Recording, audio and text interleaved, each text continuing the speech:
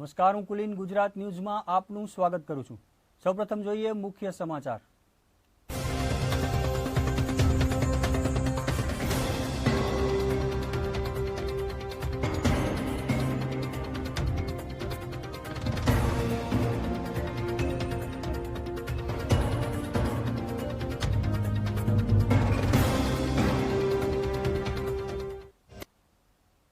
જસદણ નજીક ભડલી ગઢાળા રોડ પર કારમાંથી સંજય સાકરિયા નામના યુવાનની 3 માસ પહેલા લાશ મળી આવી હતી। આ મામલે પોલીસે તપાસ કરતા સંજયના યુવતી સાથેના આડા સંબંધ હોય તેના મુદ્દે યુવતીના માતા પિતા સહિત 5 લોકોએ ઝેરી દવા પીવડાવી હત્યા કર્યાનો ઘટસ્ફોટ થયો છે। ત્યારે આ વિશે વધુ વિગત લઈને જોડાઈ ચૂક્યા છે અમારા સંવાદદાતા કૌશિક બામટાજી। કૌશિક, શું છે આ ઘટનાની સમગ્ર હકીકત? જસદણના ભડલી ગઢાળા રોડ ઉપર ગઈ તારીખ 25 એક કારમાંથી અજાણ્યા પુરુષની લાશ મળી આવી હતી। પોલીસે તપાસ કરતા આ લાશ ગઢડા જિલ્લો ગઢડા તાલુકાના ટાટમ ગામમાં રહેતા સંજયભાઈ સાકરિયાની હોવાનું ખુલ્યું હતું અને તેનું મોત છે જે ઝેરી દવાની અસરથી થયાનું ખુલવા પામ્યું હતું। આ મામલે રાજકોટ જિલ્લા પોલીસે અલગ અલગ ટીમો બનાવીને તપાસનો દોર શરૂ કર્યો હતો। જે દરમિયાન તપાસમાં એવી વિગતો ખુલી હતી કે જે મરણજના જે સંજય તેને જે યુવતી છે જે એની હારે યુવતી સાથે આડા સંબંધ હતા અને આડા સંબંધને લઈ અને તેને વગાડીને ભાવનગર ત્યાં તેની સાથે દુષ્કર્મ એટલે કે શારીરિક સંબંધ બાંધી તેને ગર્ભ રાખી દીધો હતો।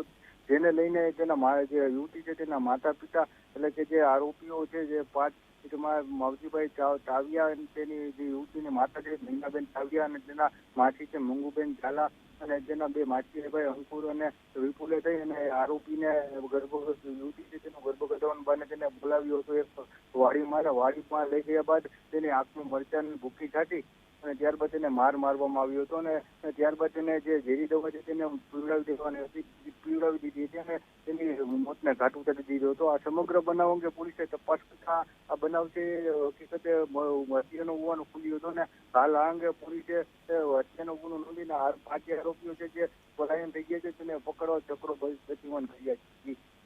ધન્યવાદ કૌશિક સમગ્ર માહિતી બદલ।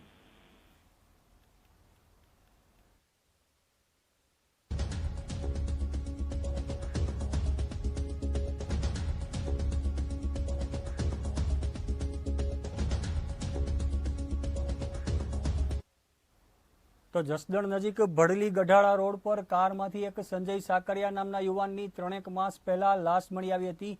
આ મામલે પોલીસે તપાસ કરતા સંજયના યુવતી સાથેના આડા સંબંધને કારણે આ હત્યા થઈ હોવાનું સામે આવ્યું હતું, જેમાં યુવતીના માતા પિતા સહિત 5 લોકો ઝેરી દવા પીવડાવીને હત્યા કર્યાનો ઘટસ્ફોટ પણ થયો હતો।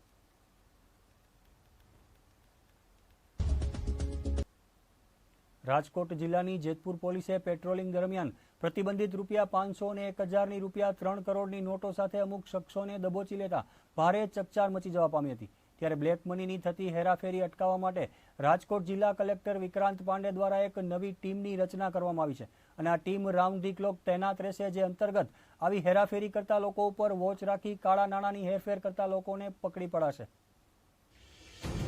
કેન્દ્ર સરકારે 500 અને 1000ની ચલણી નોટ રદ કરતા જ અનેક ઠગબાજો બ્લેક નાણું વ્હાઇટ કરવાની લાલચ આપી છેતરપિંડી કરી રહ્યા છે।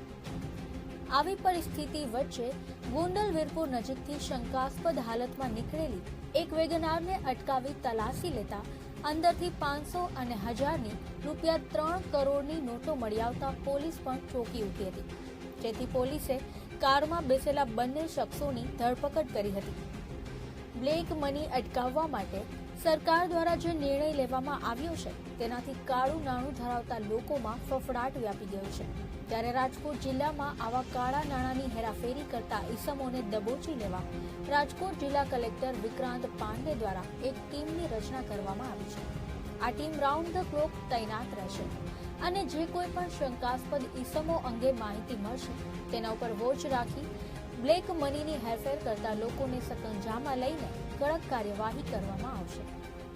આપણે પાસે થોડી ઇન્ફોર્મલ સેક્ટરથી કાળા ધન જો છે એ જ્યાં આજુબાજુ પ્રસાર થતા હોય, કોઈનો ગેરરીતેનો ઉપયોગ થતો હોય તો એના બાબતમાં ઇન્ફોર્મેશન મળી રહી છે। એના અનુસંધાનમાં જેતપુરમાં રેડ કરી રાત્રે અને 3 કરોડથી માતબર રકમ પકડી છે। એવી ઇન્ફોર્મેશન हमारे પાસે जो સટીક ઇન્ફોર્મેશન છે એના આધારે हम लोगों ने એક ટીમની રચના કરી છે। પોલીસ, વહીવટી તંત્ર અને કલેક્ટર ઓફિસમાંથી બધાને મળીને અને એના આધારે અમે આગળ વધી રહ્યા છે. પણ એનાથી લોકોને પેનિક થવાની આવશ્યકતા નથી, કે આ વસ્તુ જો છે એ સટીક ઇન્ફોર્મેશન આધારે પછી અમે એક્શન લઈ રહ્યા છીએ. જેતપુર ખાતેથી ₹3 કરોડ મળી આવતા વધુ નાણાંની હેરફેર થઈ શકે તેમ હોવાની શંકાએ વહીવટી વિભાગ સજાગ થઈ ગયું છે અને નાઇટ પેટ્રોલિંગ કરી દરેક શંકાસ્પદ વાહનોનું સઘન ચેકિંગ કરવામાં આવી રહ્યું છે. ત્યારે રાજકોટ જિલ્લા કલેક્ટર દ્વારા પણ ટીમની રચના કરી કાળા નાણાંની હેરાફેરી કરતા ઈસમો ઉપર ચાંપતી નજર રાખવામાં આવી રહી છે. કેમેરામેન નિનાદ નિમાવત સાથે રિપોર્ટર જિગ્નેશ જાની, ગુજરાત ન્યૂઝ, રાજકોટ. પોરબંદર ભાજપના સાંસદ વિઠ્ઠલ રાદડિયાએ ₹500 અને 1000ના દરની ચલણી નોટો રદ કરવાના સરકારના નિર્ણયને વખોડ્યો હતો. વિઠ્ઠલ રાદડિયાએ જણાવ્યું હતું કે આરબીઆઈના આ નિર્ણયને કારણે ગ્રામ્ય લોકોનું અર્થતંત્ર ખોરવાઈ ગયું છે અને ખાસ કરીને સહકારી જિલ્લા બેંક પર નાણાં એક્સચેન્જ અંગે પ્રતિબંધથી ગ્રામ્ય લોકોની મુશ્કેલીમાં વધારો થઈ રહ્યો છે. તથા એમ પણ જણાવ્યું હતું કે આ નિર્ણય પાછો નહીં ખેંચાય તો ગ્રામ્ય વિસ્તારોમાં આંદોલનો શરૂ થશે. ખાસ કરીને રાતોરાત આરબીઆઈ જે નિર્ણય લીધો છે એ ગામડાના અર્થતંત્ર તરફ મારવા જેવો છે. ખાસ કરીને રાજકીય જિલ્લા સહકારી બેંકો છે એ ગામડાની બેંકો છે. ગ્રામ્ય વિસ્તાર ખેડૂતોના 90% ખાતા ડીસી બેંકોમાં હોય છે. જ્યારે રાતોરાત તકલીફ નિર્ણય આરબીઆઈ કર્યો એ વખોડવાના પાત્ર છે અને અમે પણ મુખ્યમંત્રીને અમિતભાઈને રજૂઆત પણ કરી છે. જો 1-2 દિવસમાં નિર્ણય નહીં આવે તો ગ્રામ્ય વિસ્તારના લોકો જલદદાર સરકાર સામે આંદોલન કરશે અને એના પરિણામ સરકાર ભોગવવા પડશે. કોઈ આખું અર્થતંત્ર ગામડા વિસ્તારનું અર્થતંત્ર ભાંગ્યું છે. યાર્ડો બનશે, યાર્ડો બને એવું થાય હજી 2 મહિના સુધી યાર્ડ ચાલુ થાય. ખેડૂતને માલ વેચો, માલના પૈસા મળતા નથી. કપાસ વેચો, મગફળી વેચીશ, પણ રાખે કોણ? કોઈ રાખવાનો માણસ નથી, કોઈ પાસે પૈસા નથી. જેને હિસાબે કોઈ માણસ ખરીદી કરશો નહીં. આજે ગામડાનો ખેડૂત પાયમાલ થઈ ગયો, બેહાલ થઈ ગયો છે. જેની પાસે બહાર જવું તો ટિકિટ ભાડાના પૈસાથી આવી પરિસ્થિતિ ગ્રામ્ય વિસ્તાર લોકોની છે. અને એમાં આરબીઆઈ જે નિર્ણય કર્યો એ તકલીફી નિર્ણય કર્યો છે અને આખો વખોડા પાત્ર નિર્ણય આરબીઆઈ કર્યો છે. જે બીજી બેંક કોમર્શિયલ બેંકો છે, કોમર્શિયલ બેંકોને પણ રાજકીય માણસો છે. રાજકોટ નાગરિક સહકારી બેંક છે, એમાં રાજકીય માણસો છે.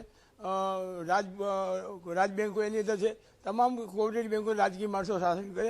ફક્ત ડીસી બેંક કેમ મગજમાં એ બધાને.